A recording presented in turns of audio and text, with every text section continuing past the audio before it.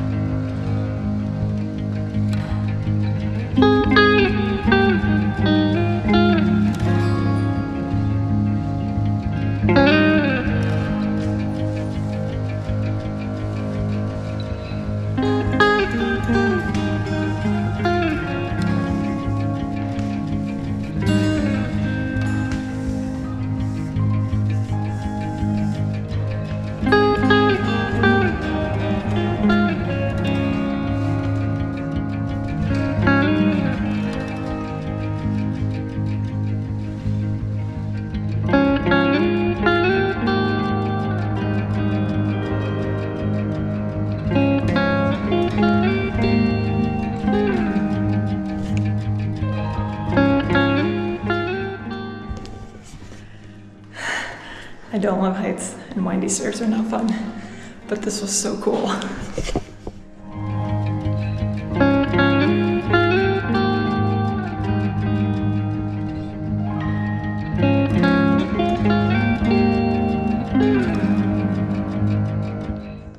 On a clear day, you can see Wisconsin from here, part of Wisconsin, and some islands, but it's because of the smoke haze that we can't see across the bay as far. It's about 25 to 30 miles.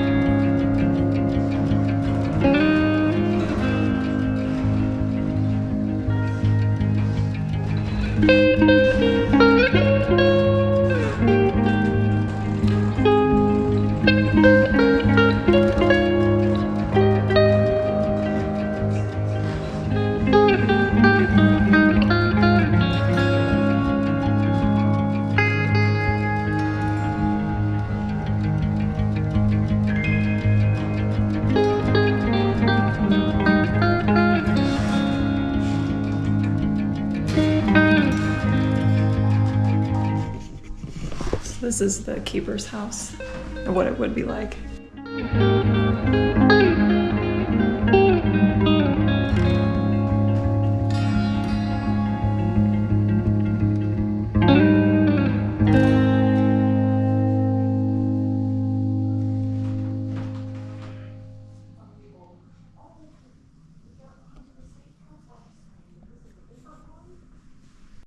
So I attended a ranger talk and ended up being the only person there, which was super cool. I learned a lot.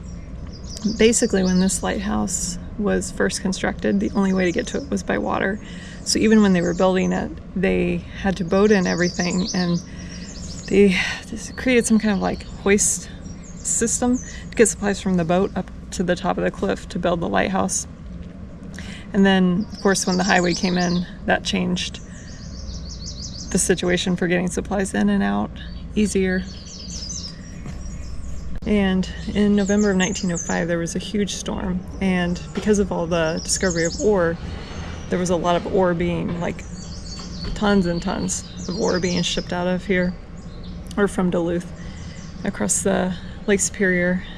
And in November of 1905, there was a really bad storm, and each company was trying to ship later and later into the season before the lake froze over. And many boats wrecked that night. A lot of people lost their lives.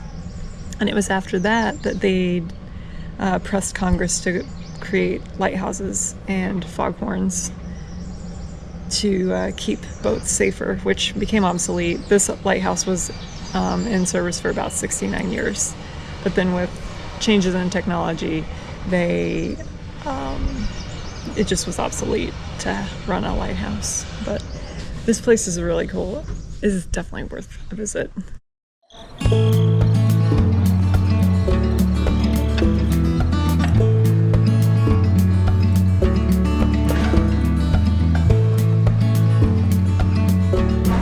So that's a 1/10 scale model of the actual lighthouse. And it took 20,000 Lego brick and over 50 hours to build. That's amazing. So now I'm walking some of the trails off of the visitor center because I know you can get down to the lake shore and then you can see views of the lighthouse from the lake shore, which I think will be neat.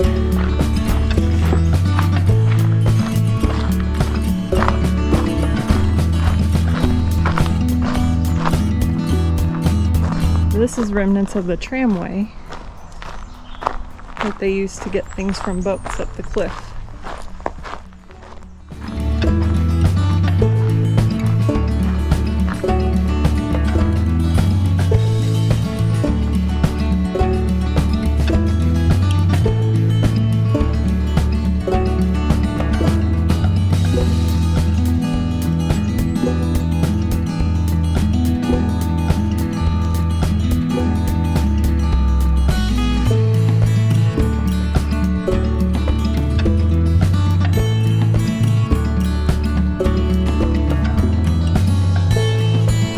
There was the tramway.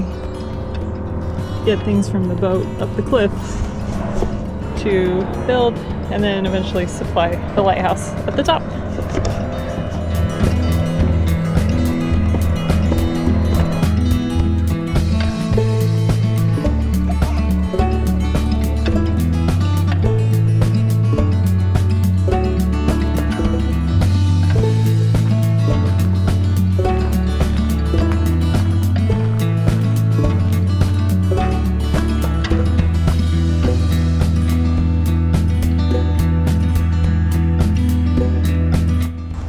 Well, I had to wait out a quick rainstorm in the car, only about 15-20 minutes, and now we're at Gooseberry Falls State Park to see some waterfalls.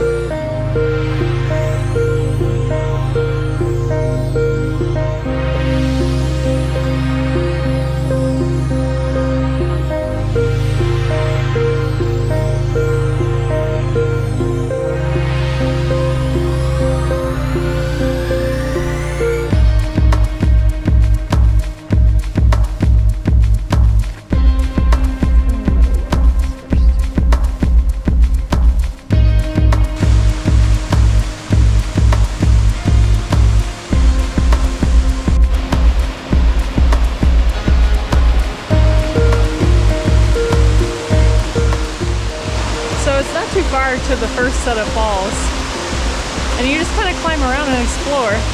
It's pretty cool.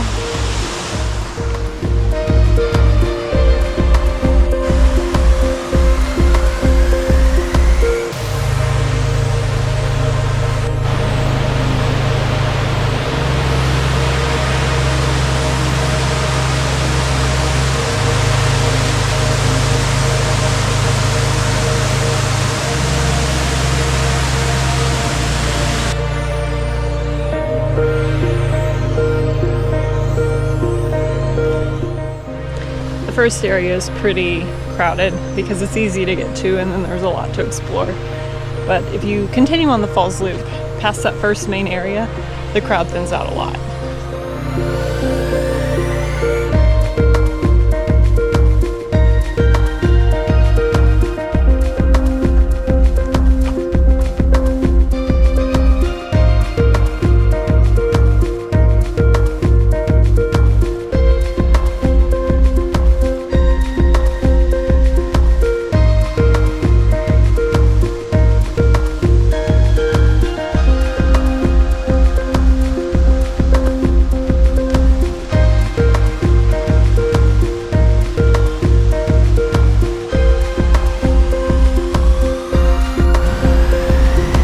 Falls is awesome.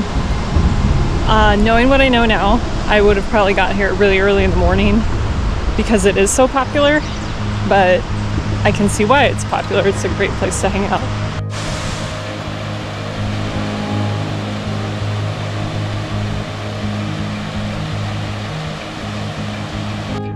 So I'm back to my campground. This is my last night here, and there's 2 waterfalls you can get to in Teddy State Park that if you are staying in the campground, you get a pretty nice shortcut. So we're gonna take the shortcut because I'm tired and I'm really excited to lay in my hammock and read for a little bit tonight. So here we go.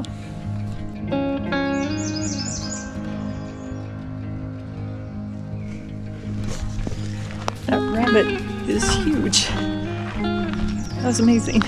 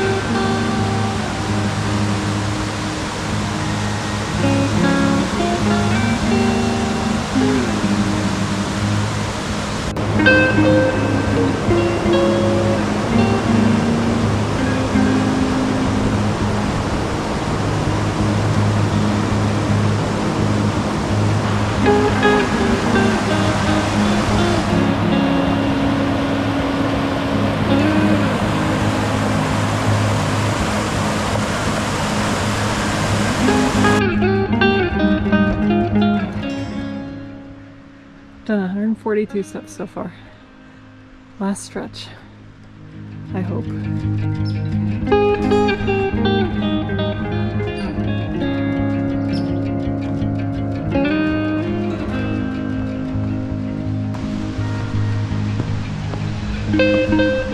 that's the parking lot, trailhead parking lot at the back of the state park. We're gonna go down here.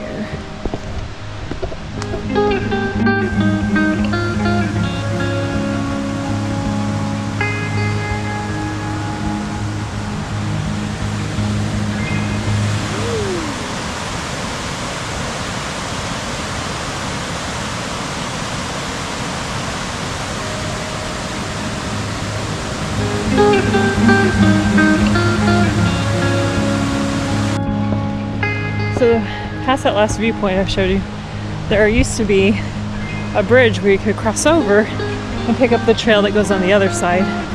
But to get that trail now, you have to park just past the visitor center. There's a lot for a trailhead for that side. So I'm sad the bridge washed out. I think it would have been neat to see the falls from both sides. But now back to camp for a hammock and reading.